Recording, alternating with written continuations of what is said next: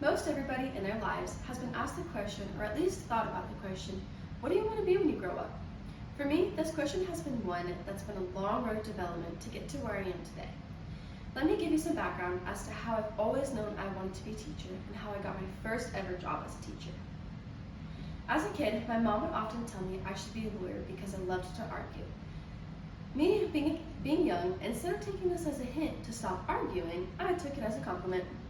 Even though I knew she was joking, I had my heart set on being a lawyer till about the 5th grade, so quite a long-lived dream.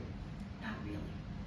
Then in about middle school, I became quite fond of space, and I was sure I wanted to be an astronomer. However, I got put into an algebra class and realized I'm not so good at math. So back to being a lawyer it was. Then in high school, I got introduced to environmental science. I thought this subject was so cool and interesting that I took it upon myself to take an AP environmental science class. While I had a lot of fun in the class, it was still missing that spark I needed to make it my career.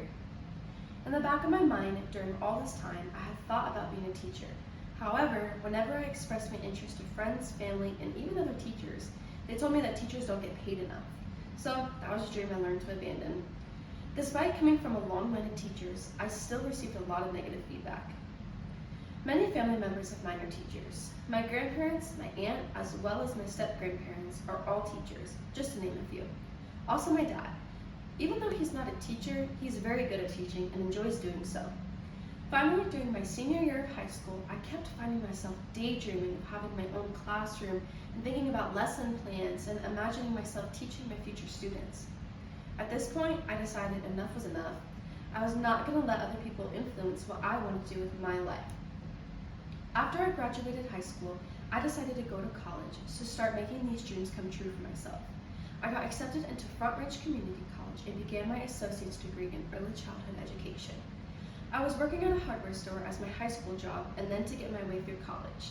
I knew most schools wouldn't hire me because I lack experience in childcare, as well as not having any further education under my belt, so I kept working for the hardware store while I was working on a few classes.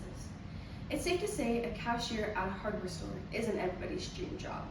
I quickly got really sick of that job and decided it was time for a change. This is where my teaching story begins. I decided then all I wanted to do was work with kids. So I hopped onto Indeed and looked for daycares and early learning centers. I applied to one down the street from me and got no response. I didn't let this discourage me and then applied at a different center. Again, no reply. Still trying not to let this get me down, I then applied to a daycare in the next town over. Then you guessed it, no reply. Now starting to get frustrated, I still held hope, and this time emailed the owner of a learning center directly. I explained to him who I was, and even though I had no experience, I really wanted to learn. I did this in hopes I could show more for myself than just what was on a resume. And sure enough, no reply.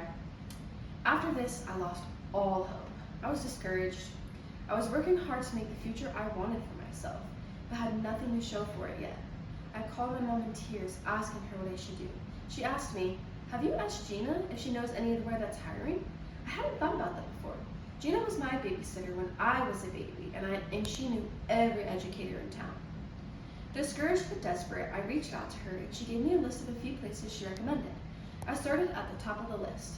It was a preschool called Busy Bee. I sent in an online application and waited. A few hours went by, and I got a phone call. I ignored it because I didn't recognize the number. Then another few hours goes by. The same number calls me, and I'm thinking to myself, who the heck keeps calling me? Then it clicked. Oh my gosh, what if this is the preschool? I answered the phone, and sure enough, that's who was on the other end of the line. She wanted to know if I could come in the next day for an interview. I said, of course, I will be there. I got all dressed up and I put my best foot forward, and I was hired on the spot. They gave me a tour of the building, I got to meet some of the kids, and I was over the moon ecstatic. After the interview, I got in my car and I broke into tears of joy. I knew this was the moment my education career would start. I remembered vividly driving straight to my mom's house to tell her the good news. The spark I was missing lit up inside me like it was the 4th of July. I've now been working there for over a year and have loved every single day of it. Although it was a long and not easy journey getting there, and I changed my mind many times, I'm finally on my way to fulfilling my high school daydreams of having my own classroom. Although I had a long background to get to where I am, this background and story has shaped who I am right now. Stories help us learn and understand each other. Everyone has a story that needs to be told to help us understand each other better, and this is mine. These are my guests. Thank you.